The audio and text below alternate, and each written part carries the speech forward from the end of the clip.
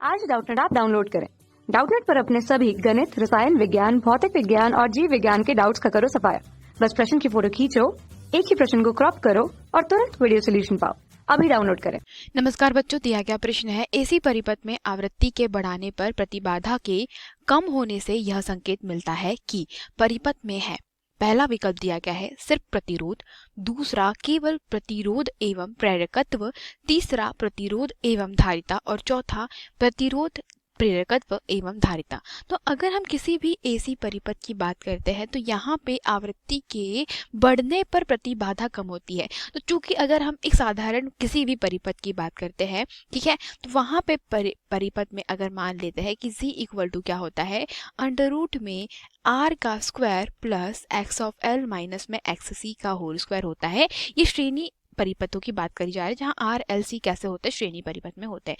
तो चूंकि अगर हम बात करते हैं कि अगर सिर्फ प्रतिरोध होता है, ठीक है, तो प्रतिरोध में तो की आवृत्ति होती नहीं है, तो आवृत्ति का प्रतिरोध से कोई लेना देना नहीं है, तो सिर्फ अकेला प्रतिरोध रहेगा इसी परिपथ में। और उसके कारण बच्चों हम कहें कि आवृत्ति जो है वो प्रतिरोध के ऊपर क्या कर रही है, प्रभावित कर रही है। तो ये तो हो ही नहीं सकता, क्योंकि एक प्योर प्रतिरोध वाला जो परिपथ होता है उसके लिए आवृत्ति का कोई भी उपयोग नहीं होता है ना।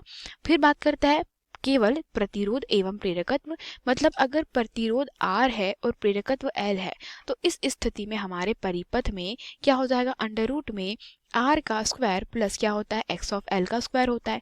चूंकि यहाँ से अगर हम देखें तो z इक्वल टू ये यहाँ पे ये मान रखा जाता है, तो इसको हम अगर रिलेट करें तो धारा कैसी होती है, धारा जो होती है वो z के व्युत्क्रमानुपाती होती है। प्रतिबाधा है ना, z प्रतिबाधा है, तो z के अगर व्युत्क्रमानुपाती है तो कहीं ना कहीं z जो है वो किसके अनुक्रमानुपाती है, z जो है वो अनुक्रमानुपाती है हमारे पास में x ऑफ l के स्क्वायर के भी, है ना। तो यहाँ से हम कह सकते हैं कि z जो है वो अनुक्रमानुपाती है कहीं ना कहीं x ऑफ l के ऊपर। तो चूंकि अगर हम देखें यहाँ पे कि परिपथ में प्रतिरोध और हमारा क्या लगाया गया है, ये जो है, ठीक है, तो हमारे पास में z is equal to directly लिख सकते हैं R square plus X of L का स्क्वायर है। तो x ऑफ l किसके बराबर होता है, x ऑफ l जो है वो होता है हमारे पास में बराबर L ओमेगा के, है ना। तो यहाँ से हम डायरेक्टली क्या लिख सकते हैं कि x ऑफ l जो है वो L ओमेगा के बराबर है। तो ओमेगा क्या होता है 2πf, तो L इज इक्वल टू क्या हो जाएगा हमारे पास में L इंटू में 2πf किसके बराबर हो जाएगा, x ऑफ l के। तो यहाँ से हम देख रहे हैं कि f का मान बढ़ाने पर x ऑफ l का मान बढ़ेगा, और अगर x ऑफ l का मान बढ़ेगा तो z equal to under root में r का square plus x of l के मान से z का मान भी बढ़ेगा। तो यहाँ से हम देख रहे हैं कि आवृत्ति के मान को बढ़ाने पर z का मान जो है वो कैसा हो रहा है, बढ़ते चला जा रहा है। अतः धारा के मान में क्या आ रही है, कमी आ रही है, ठीक है। तो सिंपल सी बात है कि हम देख रहे हैं कि आवृत्ति बढ़ाने पर प्रतिबाधा कम नहीं हो रही है, यहाँ पे तो आवृत्ति बढ़ाने पर, है ना, f के मान में वृद्धि करने पर z के मान में क्या हो रही है, बढ़ोतरी हो रही है। तो विकल्प नंबर 1 और 2 तो गलत ही हो गए। तीसरा है प्रतिरोध एवं धारिता। अब चूंकि बात करते हैं हम लोग किसकी, जब परिपथ में क्या लगा है, सिर्फ धारिता लगा है और प्रतिरोध लगा है। तो R और C वाले परिपथ में क्या होता है कि z equal to under root में दिया जाता है r का square plus x of c का स्क्वायर। तो इसमें हम देखें तो x ऑफ c जो होता है वो किसके बराबर होता है, 1 में ओमेगा c, या इसको लिखा जाता है 1 में 2πfc। इससे ये पता चलता है कि अगर आवृत्ति बढ़ाते हैं तो परिपथ में x ऑफ c का मान कम होता है।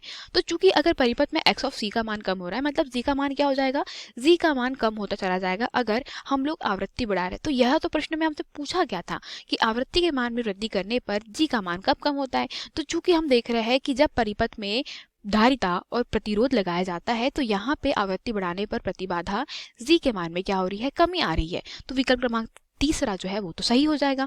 अब बात करते हैं चौथे विकल्प की, जहां आर एल सी तीनों लगे हुए, तो उसकी प्रतिबाधा क्या होती है, equal to under root R square plus X of L minus में एक्स ऑफ सी का स्क्वायर होती है।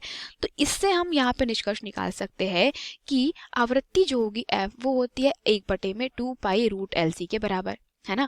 तो अगर हम आवृत्ति के मान में क्या कर रहे हैं, बढ़ोतरी करते हैं, तो LC के मान में क्या आएगी, कमी आएगी, जिसके कारण हम देख रहे हैं कि Z के मान में कुछ खासा परिवर्तन नहीं आता। मतलब Z इक्वल टू क्या है, अंडर रूट में R का square plus x of L minus में x ऑफ C का होल स्क्वायर।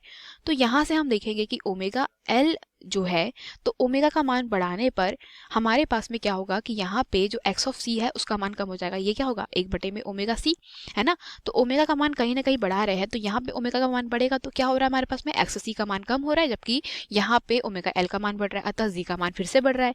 तो हम कहेंगे कि यहाँ पे कहीं ना कहीं ओमेगा या आवृत्ति का जो वैल्यू है ना, तो ओमेगा इक्वल टू 2πf होता है, तो एफ का मान बढ़ाने पर ओमेगा का मान बढ़ेगा, और ओमेगा का मान बढ़ेगा तो जी का मान बढ़ेगा। तो इन तीनों ही स्थितियों में हम देख रहे हैं कि धारिता और प्रेरकत्व और प्रतिरोध जो है, इन तीनों के वैल्यूज में परिवर्तन करने से क्या हो रहा है, मतलब आवृत्ति में परिवर्तन करने से इन तीनों के मानों में परिवर्तन हो रहा है। और हमेशा जब भी हम आवृत्ति बढ़ा रहे हैं तो परिपथ की प्रतिबाधा बढ़ रही है, सिवाय एक चीज को छोड़ करके, कौन सा, प्रतिरोध, और जब परिपथ में संधारिता लगी होती है। ठीक है, तो इस स्थिति में हमारे पास में आवृत्ति बढ़ाने पर प्रतिबाधा कम होते चली जाती है। ठीक है, तो यही हमारे प्रश्न का उत्तर है बच्चों।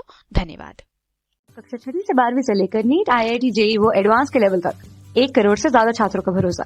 आज ही डाउनलोड करें डाउटनेट ऐप या व्हाट्सएप करें अपने सारे डाउट्स 8400 400 400 पर।